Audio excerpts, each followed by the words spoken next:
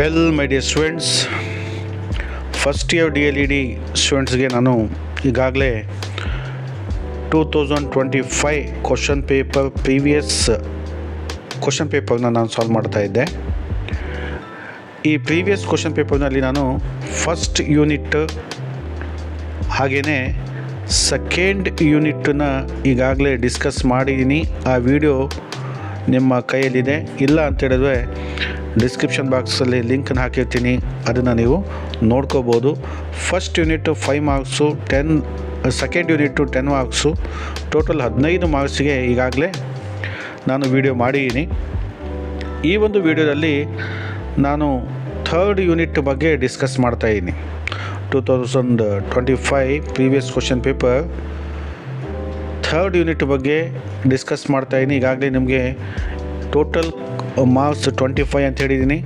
ಮೊದಲ ಯೂನಿಟಲ್ಲಿ 5, second ಯೂನಿಟಲ್ಲಿ 10, third ಯೂನಿಟಲ್ಲಿ 5 ಮಾರ್ಕ್ಸಿಗೆ communicative grammar ಅಂತ ಇದೆ.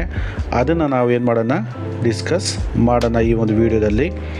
ನಿಮ್ಮ ಮುಂದೆ ಈಗ ಥರ್ಡ್ ಯೂನಿಟನ್ನು ತೋರಿಸಿ ನೋಡಿ. ಇದೆಲ್ಲ ಪ್ಯಾಸೇಜ್ ಈಗಾಗಲೇ ಆಗಿದೆ. ಇದು ನನ್ನ ಸೆಕೆಂಡ್ ವಿಡಿಯೋದಲ್ಲಿ ಇದನ್ನು ನಿಮಗೆ ಮಾಡಿದ್ದೀನಿ. ಅದು ಆ ಲಿಂಕ್ ಕೂಡ ಈ ಒಂದು ವಿಡಿಯೋನ ಡಿಸ್ಕ್ರಿಪ್ಷನ್ ಬಾಕ್ಸಲ್ಲಿ ಹಾಕಿದ್ದೀನಿ. ಇನ್ನು ನೋಡಿ, ಕ್ವಶನ್ ನಂಬರ್ 7ಇಂದ 11ವರೆಗೂ ನೋಡಿ. ಕ್ವಶನ್ ನಂಬರ್ 7ಇಂದ 11 ಇಲ್ಲಿದೆ. 11 ಇಲ್ಲಿ ಇದೆ ನೋಡಿ.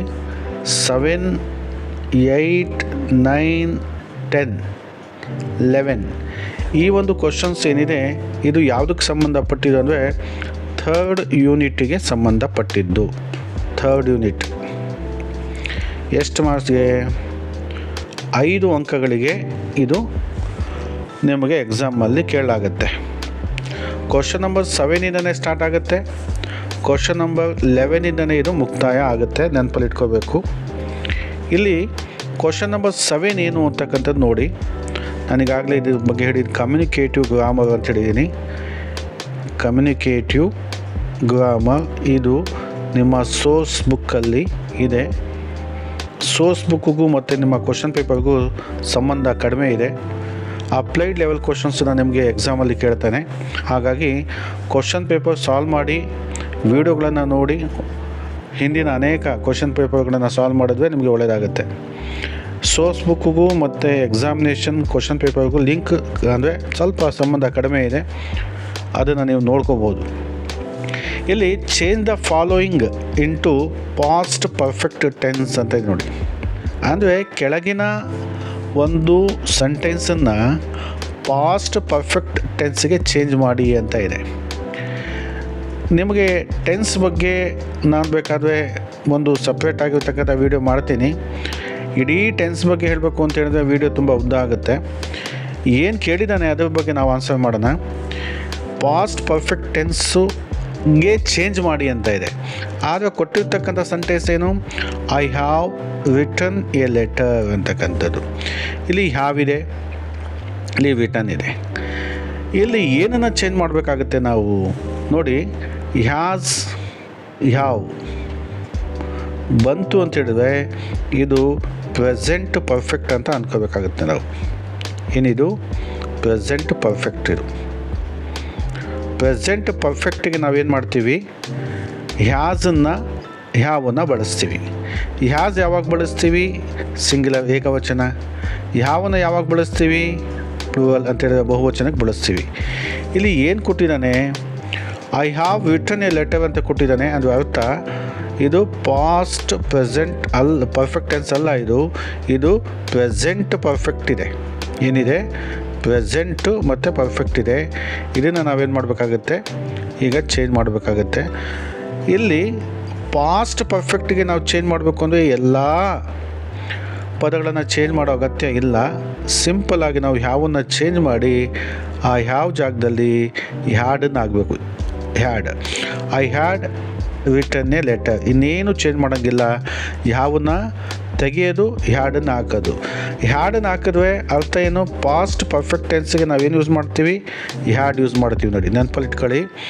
ಪಾಸ್ಟ್ ಪರ್ಫೆಕ್ಟ್ ಟೆನ್ಸ್ಗೆ ನಾವು ಹ್ಯಾಡನ್ನು ಯೂಸ್ ಮಾಡ್ತೀವಿ. ಪ್ರೆಸೆಂಟ್ ಪರ್ಫೆಕ್ಟ್ ಟೆನ್ಸ್ಗೆ ನಾವು ಹ್ಯಾಸ್ ಮತ್ತು ಹ್ಯಾವನ್ನು ಬಳಕೆ ಮಾಡ್ತೀವಿ. ಅವನು ಪ್ರೆಸೆಂಟ್ ಪರ್ಫೆಕ್ಟನ್ನು ಕೊಟ್ಟಿದ್ದಾನೆ, ಪಾಸ್ಟ್ ಪರ್ಫೆಕ್ಟ್ಗೆ ಚೇಂಜ್ ಮಾಡಿ ಅಂತ ಹೇಳಿದ್ದಾನೆ.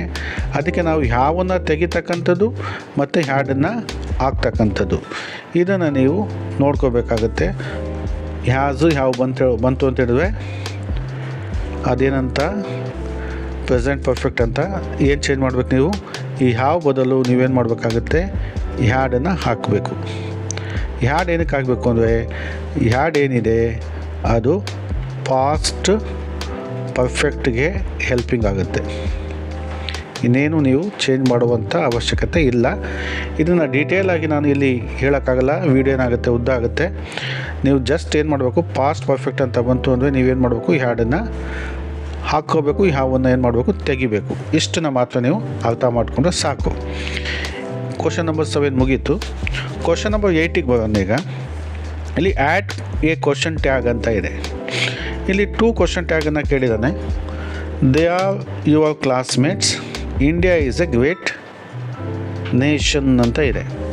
ಇಲ್ಲಿ ನಾವೇನು ಮಾಡಬೇಕು, ಇಲ್ಲಿ ಹೆಚ್ ವಿಯನ್ನು ನಾವು ಮೊದಲು ಕಂಡುಹಿಡಿಬೇಕು.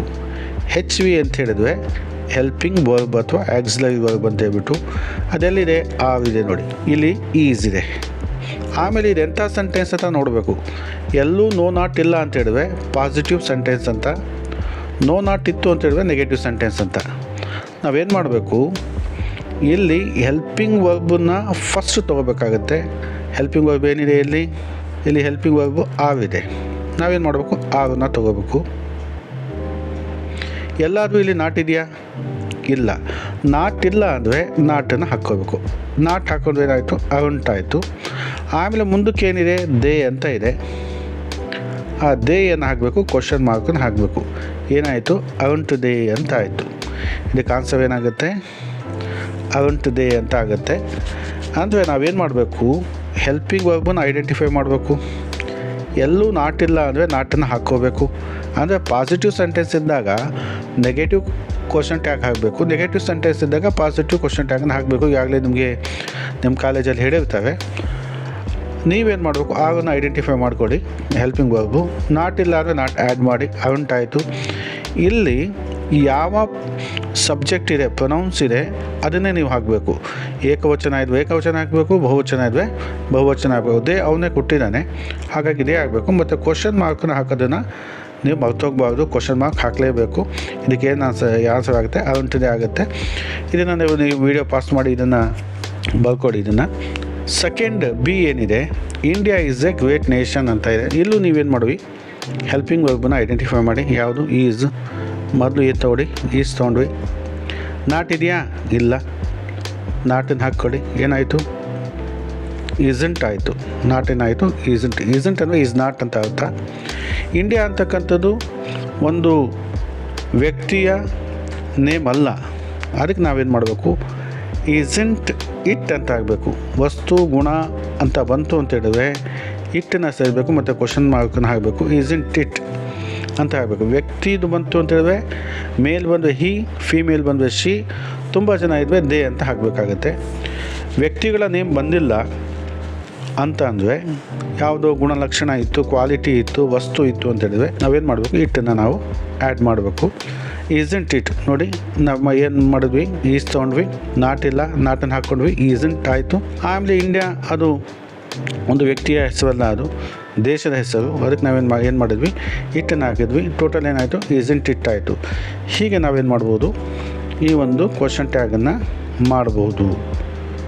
ಆಮೇಲೆ ಕ್ವಶನ್ ನಂಬರ್ 9ಗೆ ಹೋಗೋಣ. Filling the blank with suitable articles ಅಂತ ಇದೆ. ಆರ್ಟಿಕಲ್ಸ್ ಯಾವ್ದು ನಿಮ್ಗೆ ಗೊತ್ತೇ ಇದೆ. ಆರ್ಟಿಕಲ್ಸು ಎ ಬರುತ್ತೆ, ಆ್ಯನ್ ಬರುತ್ತೆ ಮತ್ತು ದಿ ಬರುತ್ತೆ. A an the. ಎ ಮತ್ತು ಆ್ಯನ್ ನಮಗೆ ಇನ್ಡೆಫಿನೆಟ್ ಆರ್ಟಿಕಲ್ಸ್ ಅಂತ ಗೊತ್ತಿದೆ. ದಿ ಡೆಫಿನೆಟ್ ಆರ್ಟಿಕಲ್ ಅಂತ ಗೊತ್ತಿದೆ. ಆದರೆ ಎಲ್ಲಿ ಬಳಸಬೇಕು, ಹೇಗೆ ಬಳಸಬೇಕು ಅದು ಗೊತ್ತಿಲ್ಲ. ಸಮಸ್ಯೆ ಇದೆ. ಇನ್ಡೆಫಿನೆಟ್ ಅಂತ ಹೇಳಿದ್ರೆ ನಿರ್ದಿಷ್ಟವಲ್ಲದ. ಎ ಅಂತ ಹೇಳಿದ್ರೆ ಒಂದು ಅಂತ ಮೀನಿಂಗ್ ಕೊಡುತ್ತೆ. ಆ್ಯನ್ ಅದು ಕೂಡ ಒಂದು ಅಂತಕ್ಕಂಥ ಮೀನಿಂಗ್ ಕೊಡುತ್ತೆ. ದಿಯನ್ನು ಡೆಫಿನೆಟ್ ಆರ್ಟಿಕಲ್ ಆಗಿ ನಾವು ಬಳಸ್ತೀವಿ. ನಿರ್ದಿಷ್ಟವಾದಂತಹ ವ್ಯಕ್ತಿಗಳ ಬಗ್ಗೆ, ಗುಣದ ಬಗ್ಗೆ, ವಸ್ತುವಿನ ಬಗ್ಗೆ ಹೇಳೋದಕ್ಕೆ ನಾವು ದಿಯನ್ನು ಬಳಸ್ತೀವಿ ಅಂತ ಇದೆ. ಯಾವಾಗ ಬಳಸ್ತೀವಿ? ವೋವೆಲ್ ಸೌಂಡ್ ಇದ್ದಾಗ ಆ್ಯನ್ ಬಳಸ್ತೀವಿ, ಕಾನ್ಸೋನೆಂಟ್ ಸೌಂಡ್ ಇದ್ದಾಗ ಬಳಸ್ತೀವಿ. ಅದು ನಿಮಗೆ ಗೊತ್ತಿದೆ ಅಂತ ಅನಿಸುತ್ತೆ. ಯಾವಾಗ ವೋವೆಲ್ ಸೌಂಡಿಂದ ಒಂದು ಪದ ಸ್ಟಾರ್ಟ್ ಆಗುತ್ತೆ ಅದರ ಮುಂದೆ ಆ್ಯನ್ ಯೂಸ್ ಮಾಡ್ತೀವಿ. ವೋವೆಲ್ ಸೌಂಡ್ ಯಾವುದು? ಆ ಇಂದ ಅಮಹವರೆಗೂ ಏನು ಸೌಂಡ್ ಬರುತ್ತಲ್ಲ ಅದನ್ನು ನಾವು ವೋವೆಲ್ ಸೌಂಡ್ ಅಂತ ಹೇಳ್ತೀವಿ. ಆಮೇಲೆ ಏನು ಕಕ್ಕ ಗಗ್ಗ ಅದು ಏನು ವ್ಯಂಜನ ಸೌಂಡ್ಗಳು ಬರುತ್ತಲ್ಲ, ಕಾನ್ಸೋನೆಂಟ್ ಸೌಂಡಿಗೆ ನಾವೇನು ಮಾಡ್ತೀವಿ? ಎಯನ್ನು ಬಳಸ್ತೀವಿ. ಇಲ್ಲಿ ನಾವೇನು ಮಾಡೋಣ, ಕ್ವಶನಿಗೆ ಬಂದ್ಬಿಡೋಣ. Nile is the longest river in the world ಅಂತ ಇದೆ. ಇಲ್ಲಿ ಭಾಳ ಜನ ಏನು ಮಾಡ್ಬಿಡ್ತಾರೆ, ಇದು ಕಾನ್ಸೋನೆಂಟ್ ಸೌಂಡಿಂದ ಸ್ಟಾರ್ಟ್ ಆಗಿದೆ ಅಂತ ಹೇಳ್ಬಿಟ್ಟು ನೈಲ್ ಅಂತ ಹಾಕ್ಬಿಡ್ತಾರೆ. ನೈಲ್ ಅಂತ ಹಾಕಿದ್ರೆ ತಪ್ಪಾಗ್ಬಿಡುತ್ತೆ. ಯಾಕೆಂದರೆ ಒಂದು ನೈಲ್ ನದಿ ಅಂತ ಹೇಳ್ಬಿಡ್ತಾರೆ. ನೈಲ್ ನದಿ ಇರೋದೇ ಒಂದು, ಅದರಲ್ಲಿ ಒಂದು ನೈಲ್ ನದಿ ಅಂತಕ್ಕಂಥದ್ದು ಏನಾಗುತ್ತೆ, ತಪ್ಪಾಗ್ಬಿಡುತ್ತೆ. ಅದಕ್ಕೆ ನೀವೇನು ಅರ್ಥ ಮಾಡ್ಕೋಬೇಕಂದ್ರೆ, ನದಿಗಳ ಹೆಸರಿನ ಮುಂದೆ ನೆನಪಲ್ಲಿಟ್ಕೊಳ್ಳಿ, ನದಿಗಳ ಹೆಸರಿನ ಮುಂದೆ ನಾವು ಯಾವತ್ತೂ ಕೂಡ ಏನಾಗ್ತೀವಿ? ದಿಯನ್ನು ಹಾಕ್ತೀವಿ. ಯಾವುದಾದ್ರೂ ನದಿ ಇತ್ತು ಅಂತ ಹೇಳಿದ್ರೆ ಅದರ ನೇಮಿನ ಮುಂದೆ, for example dash Ganga river ಅಂತ ದಿ ಗಂಗಾ ರಿವರ್ ಅಂತ ಹೇಳ್ತೀವಿ. ಡ್ಯಾಶ್ ತುಂಗಭದ್ರಾ ರಿವರ್ ಅಂತ ದಿ ಅಂದರೆ ನದಿಗಳ ಹೆಸರಿನ ಮುಂದೆ ನಾವು ಏನೂ ಬಳಸಲ್ಲ, ಆ್ಯನ್ ಕೂಡ ಬಳಸಲ್ಲ, ಬಳಸ್ತಕ್ಕಂಥದ್ದು ದಿ. ಇದನ್ನು ನೀವು ಅರ್ಥ ಮಾಡ್ಕೊಳ್ಳಿ. ಬೆಟ್ಟ ಗುಡ್ಡಗಳ ಹೆಸರಿನ ಮುಂದೆ, ನದಿಗಳ ಹೆಸರಿನ ಮುಂದೆ. ಹಾಗೆಯೇ ಯಾವುದು ಕೌಂಟಲ್ಲಿ ಒಂದಿರುತ್ತೆ ಅಂದರೆ ಕೌಂಟಲ್ಲಿ ಒಂದು ಅಂತ ಹೇಳಿದ್ರೆ ಇಡೀ ವಿಶ್ವದಲ್ಲೇ ಅದರ ಸಂಖ್ಯೆ ಒಂದಿರುತ್ತೆ. ಅದಕ್ಕೆ ನಾವು ದಿಯನ್ನೇ ಬಳಸ್ತೀವಿ, ಉಳಿದಿದ್ದನ್ನು ನಾವು ಬಳಸೋಕ್ಕೆ ಹೋಗಲ್ಲ. ಇದು ನೀವು ನೆನಪಲ್ಲಿಟ್ಕೊಳ್ಳಿ. ಅದೇ ಥರ ಸೂಪರ್ಲೇಟಿವ್ಸ್ಗೂ ಕೂಡ ನಾವೇನು ಬಳಸ್ತೀವಿ ನೋಡಿ, ಲಾಂಗೆಸ್ಟ್ ಅಂತ ಬಂದಿದೆ, ಲಾಂಗೆಸ್ಟ್ ಮುಂದೆ ಏನಿದೆ? ದಿ ಇದೆ. ಈ ಸೂಪರ್ಲೇಟಿವ್ ಸ್ಮಾಲೆಸ್ಟು, ಹೈಯೆಸ್ಟು, ಬಿಗ್ಗೆಸ್ಟು, ಗ್ರೇಟೆಸ್ಟು, ಇದಕ್ಕೂ dash greatest, dash longest, dash smallest ಅಂತ ಬಂದು ಅದು ಇದಕ್ಕೂ ನೋಡಿ ಇಲ್ಲಿ ದಿ ಅಂತ ಬಳಕೆಯಾಗಿದೆ. ಇದು ನೋಡ್ಕೊಳ್ಳಿ. ಇದು ಯಾಕೆಂದರೆ ಈ ವಿಷಯ ಈಗಲೇ ಹೇಳ್ತಕ್ಕಂಥದ್ದು ಒಳ್ಳೆಯದು. ಯಾಕೆಂದರೆ ದಿ ಎಲ್ಲಿ ಬಳಕೆ ಆಗುತ್ತೆ ಅಂತಕ್ಕಂಥ ನಿಮಗೆ ಗೊತ್ತಿರಬೇಕು. ನೆಕ್ಸ್ಟು ನಿಮಗೆ ಕ್ವಶನ್ಸಲ್ಲಿ ಡ್ಯಾಶ್ ಲಾಂಗೆಸ್ಟ್ ಅಂತ ಬರ್ಬೋದು. ಆವಾಗ ನೀವೇನು ಮಾಡ್ಬೋದು? ದಿ ಲಾಂಗೆಸ್ಟ್ ಅಂತ ಬರಬೇಕಾಗುತ್ತೆ. ನೋಡಿ ದಿ ಇದೆ.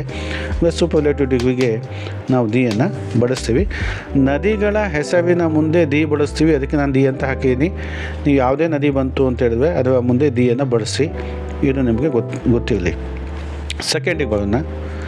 I saw dash beggar on the street ಅಂತ ಇದೆ ನೋಡಿ. ಇಲ್ಲಿ ಬೆಗ್ಗರ್ ಅನ್ನೋದು ಬೇ, ಯಾವುದರಿಂದ ಸ್ಟಾರ್ಟ್ ಆಗಿದೆ? ಬೇಯಿಂದ ಸ್ಟಾರ್ಟ್ ಆಗಿದೆ. ಇದು ವೋವೆಲ್ ಸೌಂಡ್ ಅಲ್ಲ, ಇದು ಎಂಥ ಸೌಂಡ್? ಇದು ಕಾನ್ಸೋನೆಂಟ್ ಸೌಂಡು. ಅದಕ್ಕೆ ನಾವು ಏನು ಮಾಡಬೇಕು? ಇಲ್ಲಿ ಎಯನ್ನು ಬಳಸಬೇಕು. I saw beggar on the street ಅಂತ ಹೇಳ್ಬಿಟ್ಟು. ಐ ಸಾ ಎಲಿಫೆಂಟ್ ಅಂತ ಇದ್ದಿದ್ವಿ ಆ್ಯನ್ ಬಳಸ್ಬೋದಾಗಿತ್ತು. ಯಾಕೆಂದರೆ ಎಲಿಫೆಂಟ್ ಅಂತಕ್ಕಂಥದ್ದು ಏನಿದೆ ಅದು ವೋವೆಲ್ ಸೌಂಡು ಉತ್ಪತ್ತಿ ಮಾಡುತ್ತೆ. ಆವಾಗ ನಾವು ಆ್ಯನ್ ಆಗ್ಬೋದಾಗಿತ್ತು. ಇಲ್ಲಿ ನಾವು ಎಯನ್ನು ಬಳಸ್ಕೋಬೋದು. ಯಾಕೆ ಅಂತ ಹೇಳಿದ್ರೆ ಈ ಬೆಗ್ಗರ್ ಅಂತಕ್ಕಂಥ ಬಿ ಏನಿದೆ ಅದು ಕಾನ್ಸೋನೆಂಟ್ ಸೌಂಡನ್ನು ಉತ್ಪತ್ತಿ ಮಾಡುತ್ತೆ. ಅದಕ್ಕೋಸ್ಕರ ನಾವು ಎಯನ್ನು ಹಾಕ್ಕೊಂಡಿದ್ದೀವಿ. ನೆಕ್ಸ್ಟ್ ಕ್ವಶನ್ಗೆ ಮೂವ್ ಆಗೋಣ. Change the following into passive voice ಅಂತ ಇದೆ. ಇದು ಆ್ಯಕ್ಟಿವ್ ವಾಯ್ಸ್, ಪ್ಯಾಸಿವ್ ವಾಯ್ಸ್ ಬಗ್ಗೆ ನಿಮಗೆ ಒಂದು ಕ್ವಶನ್ನು ಕೇಳೋ ಸಾಧ್ಯತೆ ಇದೆ. ಆ್ಯಕ್ಟಿವ್ ವಾಯ್ಸ್ ಮತ್ತು ಪ್ಯಾಸಿವ್ ವಾಯ್ಸ್ ಮಾಡಬೇಕಾದ್ರೆ ನೀವು ಟೆನ್ಸನ್ನು ನೀವು ಚೆನ್ನಾಗಿ ಅರ್ಥ ಮಾಡ್ಕೊಂಡಿರಬೇಕಾಗತ್ತೆ. ಅದರ ಜೊತೆಗೆ ಸಬ್ಜೆಕ್ಟು ಮತ್ತು ಆಬ್ಜೆಕ್ಟು ವರ್ಬ್ ಬಗ್ಗೆ ನಿಮ್ಗೆ ಗೊತ್ತಿರಬೇಕು. ನಾವೇನು ಮಾಡಬೇಕು? ಪ್ಯಾಸಿವ್ ವಾಯ್ಸ್ ಮಾಡಬೇಕಾದ್ರೆ ಮೊದಲು ಸಬ್ಜೆಕ್ಟನ್ನು ಐಡೆಂಟಿಫೈ ಮಾಡಬೇಕು. ದಿ ಮ್ಯಾನೇಜರ್ ಸಬ್ಜೆಕ್ಟ್ ಆಗುತ್ತೆ, ಅಪಾಯಿಂಟೆಡ್ ವರ್ಬ್ ಆಗುತ್ತೆ, ವರ್ಕರ್ಸ್ ಏನಾಗುತ್ತೆ? ಆಬ್ಜೆಕ್ಟ್ ಆಗುತ್ತೆ. ನಾವೇನು ಮಾಡಬೇಕು? ಆಬ್ಜೆಕ್ಟನ್ನು ಫಸ್ಟು ತೊಗೋಬೇಕು. ಆಬ್ಜೆಕ್ಟ್ ಏನು? ದಿ ವರ್ಕರ್ಸ್ ಅಂತ ಮೊದಲು ತೊಗೋಬೇಕು. ಈ ವರ್ಕರ್ಸ್ ತುಂಬ ಜನ ಇದ್ದಾವೆ. ಇದು ವಿ ಟೂನಲ್ಲಿದೆ. ಅದಕ್ಕೆ ನಾವೇನು ಮಾಡ್ಕೋಬೇಕು? ವರ್ಕ್ ಅಂತ ಯೂಸ್ ಮಾಡಬೇಕು. ವರ್ಕರ್ ಒಬ್ಬನೇ ಇದ್ದಿದ್ದು ವಾಸ್ ತೊಗೋಬೋದಾಗಿತ್ತು. ಮತ್ತು ಇಲ್ಲಿ ಅಪಾಯಿಂಟೆಡೇ ತೊಗೋಬೇಕು. ನೋಡಿ V2 ಏನಾಗುತ್ತೆ? ಇಲ್ಲಿ ಅಪಾಯಿಂಟೆಡೇ ಇದೆ. ಇಲ್ಲಿ ಅಪಾಯಿಂಟೆಡ್ ಅಂತಲೇ ಹಾಕ್ಕೊಡಿ. ಅಪಾಯಿಂಟೆಡ್ ಹಾಕ್ಕೊಡಿ. ಬೈ ಅಂತ ಆ್ಯಡ್ ಮಾಡಬೇಕು. ದ ಮ್ಯಾನೇಜರ್ ಅಂತ ಆಗುತ್ತೆ. ಇನ್ನೊಂದು ಸತಿ ಹೇಳ್ತೀನಿ ನೋಡಿ. ನಾವು ಮೊದಲು ಏನು ಮಾಡಬೇಕು, ದ ಮ್ಯಾನೇಜರ್ ಅಂತಕ್ಕಂಥದ್ದು ಸಬ್ಜೆಕ್ಟ್ ಐಡೆಂಟಿಫೈ ಮಾಡ್ಕೊಂಡ್ವಿ, ಅಪಾಯಿಂಟೆಡ್ ವರ್ಬ್ ಐಡೆಂಟಿಫೈ ಮಾಡ್ಕೊಂಡ್ವಿ, V2 ಇದೆ. ದ ವರ್ಕರ್ಸ್ ಏನು ಮಾಡಿದ್ವಿ, ಐಡೆಂಟಿಫೈ ಮಾಡ್ಕೊಂಡ್ವಿ, ದ ಆಬ್ಜೆಕ್ಟ್ ಅಂತ. ಫಸ್ಟು ನಾವೇನು ತೊಗೊಂಡ್ವಿ, ಇಲ್ಲಿ ನಾನು ಮತ್ತೆ ಬರ್ತೀನಿ ನೋಡಿ, ದಿ ವರ್ಕರ್ಸ್ ತೊಗೊಂಡ್ವಿ. ಫಸ್ಟ್ ಏನು ತೊಗೊಂಡ್ವಿ, ನಾವು ವರ್ಕರ್ಸನ್ನು ತೊಗೊಂಡ್ವಿ. ಆಮೇಲೆ ಇಲ್ಲಿ V2 ಇದೆ. V2ಗೆ ನಾವೇನು ಮಾಡಬೇಕಾಗುತ್ತೆ, ಹೆಲ್ಪಿಂಗ್ ತೊಗೋಬೇಕಾಗುತ್ತೆ. V2ಗೆ ಯಾವಾಗಲೂ ಹೆಲ್ಪಿಂಗ್ ಏನಿರುತ್ತೆ, ವಾಸ್ ಇರುತ್ತೆ ಅಥವಾ ವರ್. ಈಗ ವಾಸ್ ಯಾಕೆ ತೊಗೊಳ್ಳಲ್ಲ ಅಂತ ಹೇಳಿದ್ರೆ, ವರ್ಕರ್ಸ್ ಇದ್ದಾವೆ, ತುಂಬ ಜನ ಇದ್ದಾರೆ, ಬಹುವಚನ ಇದೆ, ಅದಕ್ಕೆ ನಾವೇನು ತೊಗೊಂಡ್ವಿ, ವರ್ ತೊಗೊಂಡ್ವಿ. ಆಮೇಲೆ ಇದು V2 ಏನಿದೆ V3ಗೆ ಚೇಂಜ್ ಮಾಡಬೇಕಾಗುತ್ತೆ. ಆದರೆ ಅಪಾಯಿಂಟೆಡಲ್ಲಿ V2 ಮತ್ತು V3 ಸೇಮ್ ಇರೋದ್ರಿಂದ ನಾವೇನು ಮಾಡ್ತಾಯಿದ್ದೀವಿ, ಅಪಾಯಿಂಟೆಡ್ಡೇ ತೊಗೊಳ್ತಾ ಇದ್ದೀವಿ. ಆಮೇಲೆ ಅಪಾಯಿಂಟೆಡ್ ಆದಮೇಲೆ ನಾವೇನು ಮಾಡಬೇಕು, ಬೈ ಪ್ರಿಪೋಸಿಷನ್ ಆ್ಯಡ್ ಮಾಡ್ಕೋಬೇಕು. ಆಮೇಲೆ ಸಬ್ಜೆಕ್ಟನ್ನು ಏನು ಮಾಡಬೇಕು, ಆಬ್ಜೆಕ್ಟ್ ಜಾಗಕ್ಕೆ ದ ಮ್ಯಾನೇಜರ್ ಅಂತ ಫುಲ್ ಇಲ್ಲಿ ಬರೀಬೇಕು. ಹೀಗೆ the workers were appointed by the manager ಅಂತ ಆಗುತ್ತೆ. ಸೊ ಹೀಗೆ ನಾವೇನು ಮಾಡಬೇಕಾಗುತ್ತೆ, ಇದನ್ನು ಸಾಲ್ವ್ ಮಾಡಬೇಕಾಗುತ್ತೆ. ಆ್ಯಕ್ಟಿವ್ ವಾಯ್ಸ್ ಪ್ಯಾಸಿವ್ ವಾಯ್ಸಲ್ಲಿ ಸಬ್ಜೆಕ್ಟು, ವರ್ಬು ಮತ್ತು ಆಬ್ಜೆಕ್ಟನ್ನು ಐಡೆಂಟಿಫೈ ಮಾಡಬೇಕಾಗುತ್ತೆ. ನೆಕ್ಸ್ಟ್ ನಾವು ಮೂವ್ ಆಗೋಣ. ಕ್ವಶನ್ ನಂಬರ್ 11, ಇದು ಕೊನೆಯ ಕ್ವಶನ್ ಆಗಿರುತ್ತೆ ಈ ಯೂನಿಟಿಂದು. With the help of the diagram construct a comparative degree sentence ಅಂತ ಇದೆ. ಏನು ಕೇಳಿದಾನೆ, ಕಂಪ್ಯಾರಿಟಿವ್. ಇದು ಡಿಗ್ರೀಸ್ ಆಫ್ ಕಂಪ್ಯಾರಿಸನ್ ಬರುತ್ತೆ. ಎಷ್ಟು ಡಿಗ್ರೀಸ್ ಆಫ್ ಕಂಪ್ಯಾರಿಸನ್ ಇದೆ, ಪಾಸಿಟಿವ್ ಡಿಗ್ರಿ ಇದೆ, ಕಂಪ್ಯಾರಿಟಿವ್ ಡಿಗ್ರಿ ಇದೆ, ಸೂಪರ್ಲೇಟಿವ್ ಡಿಗ್ರಿ ಇದೆ. Positive, comparative, superlative. ಇಲ್ಲಿ ಏನು ಕೇಳಿದಾನೆ, ಕಂಪ್ಯಾರಿಟಿವ್ ಕೇಳಿದಾನೆ. ಕಂಪ್ಯಾರಿಟಿವ್ ಅಂತ ಹೇಳಿದ್ರೆ ಒಂದು ಇನ್ನೊಂದಕ್ಕಿಂತ ಚಿಕ್ಕದು ಅಂತ ಹೇಳಬೇಕು, ಒಂದು ಇನ್ನೊಂದಕ್ಕಿಂತ ದೊಡ್ಡದು ಅಂತ ಹೇಳಬೇಕಾಗುತ್ತೆ. ಕಂಪ್ಯಾರಿಟಿವ್ ದ್ಯಾನ್ ಎನಿ ಅದರ್ ಅಂತಕ್ಕಂಥದ್ದು ಬಹಳ ಇಂಪಾರ್ಟೆಂಟ್ ಆಗಿರ್ತಕ್ಕಂಥ ಪದ ಇಲ್ಲಿ ಯೂಸ್ ಮಾಡಬೇಕಾಗತ್ತೆ. ನೋಡೋಣ ಇಲ್ಲಿ ಏನು ಬಳಕೆ ಆಗುತ್ತೆ ಅಂತಕ್ಕಂಥದ್ದು. ಈ ಚಿತ್ರ ನೋಡೋಣ. ಪಾಸಿಟಿವ್ ಡಿಗ್ರಿ ಅಂತ ಹೇಳಿದ್ವಿ, ಮೊದಲು ಅರ್ಥ ಮಾಡ್ಕೊಳ್ಳಿ. ಯಾವುದೇ ಹೋಲಿಕೆ ಇಲ್ಲ ಅಂತ ಹೇಳಿದ್ರೆ ನಾವು ಪಾಸಿಟಿವ್ ಡಿಗ್ರಿ ಅಂತ ಹೇಳ್ತೀವಿ. ಎರಡು ವಸ್ತುಗಳ, ವ್ಯಕ್ತಿಗಳ ನಡುವೆ ಹೋಲಿಕೆ ಇದೆ ಅಂತ ಹೇಳಿದ್ರೆ ಕಂಪ್ಯಾರಿಟಿವ್ ಡಿಗ್ರಿ ಅಂತ ಹೇಳ್ತೀವಿ. ಒಂದು ವಸ್ತು, ಒಬ್ಬ ವ್ಯಕ್ತಿ ಉಳಿದ ಎಲ್ಲ ವ್ಯಕ್ತಿಗಳಿಗಿಂತ ಅತ್ಯುತ್ತಮ ಅಂತ ಹೇಳೋದಕ್ಕೆ ನಾವೇನು ಮಾಡ್ತೀವಿ, ಸೂಪರ್ಲೇಟಿವ್ ಡಿಗ್ರಿ ನಾವು ಬಳಸ್ತೀವಿ. ಫಾರ್ ಎಕ್ಸಾಂಪಲ್, ನಾವು ಬಿಗ್ ಅಂತ ಹೇಳಿದ್ವಿ, ಅದು ಪಾಸಿಟಿವ್ ಆಗುತ್ತೆ. ಬಿಗ್ಗರ್ ಅಂತ ಹೇಳಿದ್ವಿ ಸೂಪರ್ಲೇಟಿವ್ ಆಗುತ್ತೆ, ಕಂಪ್ಯಾರಿಟಿವ್ ಆಗುತ್ತೆ. ಬಿಗ್ಗೆಸ್ಟ್, ದಿ ಬಿಗ್ಗೆಸ್ಟ್ ಅಂತ ಏನಾಗುತ್ತೆ, ಸೂಪರ್ಲೇಟಿವ್ ಆಗುತ್ತೆ.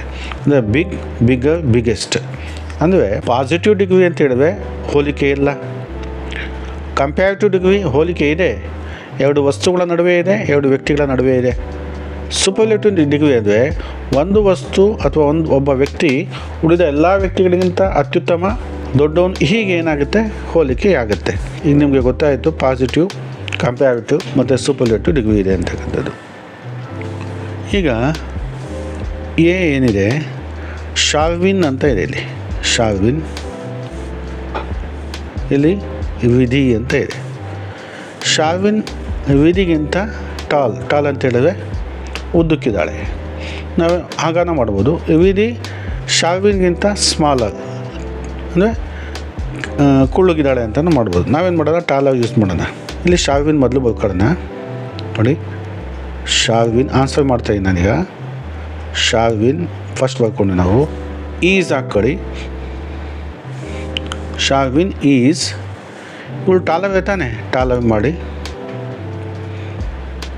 ಯಾಕೆಂದರೆ ಕಂಪೇರ್ ಟಾಲರ್, TALLER, ಟಾಲರ್. ಇಲ್ಲಿ ಧ್ಯಾನ್ ಅಂತ ಸೇರಿಸ್ಕೊಳ್ಳಿ. ಯಾವಿಗಿಂತ, ವಿಧಿ, RIDHI. ಇದು ನೋಡಿ, ಶಾರ್ವಿನ್ ಈಸ್ ಟಾಲರ್ ದೆನ್ ವಿಧಿ ಅಂತ ಹೇಳ್ಬಿಟ್ಟು. ಅಂದರೆ ಶಾರ್ವಿನ್ನು ವಿಧಿಗಿಂತ ಟಾಲರ್ ಅಂದರೆ ಉದ್ದಕ್ಕಿದ್ದಾಳೆ, ಎತ್ತರವಾಗಿದ್ದಾಳೆ ಅಂತ ಹೇಳ್ಬಿಟ್ಟು. ಹೀಗೆ ನಾವು ಮಾಡ್ಬೋದು. ಮೊದಲು ಶಾರ್ವಿನ್ ಹಾಕ್ಕೋಬೇಕು, ಈಸ್ ಹಾಕ್ಕೋಬೇಕು. ಯಾವಾಗ ಕಂಪ್ಯಾರಿಟಿವ್ ಡಿಗ್ರಿ ಕೇಳ್ತಾನೆ, ಟಾಲರ್ ಅಂತ ಯೂಸ್ ಮಾಡ್ಕೊಳ್ಳಿ. ಧ್ಯಾನ್ ಅಂತಕ್ಕಂಥ ಯೂಸ್ ಮಾಡಲೇಬೇಕು. ಯಾವಿಗಿಂತ, ವಿಧಿಗಿಂತ ಆಕೆ ಟಾಲರ್ ಆಗಿದ್ದಾಳೆ. ಇಷ್ಟು ನಾನು ನಿಮ್ಗೆ ಮಾಡಿದ್ರೆ 1 ಅಂಕ ಸಿಗೋ ಚಾನ್ಸಸ್ ಇದೆ. ನಾನೀಗ ನಿಮ್ಮ ಜೊತೆ 5 ಪ್ರಶ್ನೆಗಳನ್ನು ಏನು ಮಾಡಿದ್ದೀನಿ, ಬಿಡಿಸಿದ್ದೀನಿ 5 ಅಂಕಗಳಿಗೆ. ಮತ್ತೊಂದು ಸತಿ ಅದನ್ನು ನೋಡ್ಕೊಂಡು ನೋಡೋಣ ಯಾವ್ದು ಅಂತಕ್ಕಂಥದ್ದು. ನೋಡಿ, ಇಲ್ಲಿ ಕ್ವಶನ್ ನಂಬರ್ 7 ಇದೆ.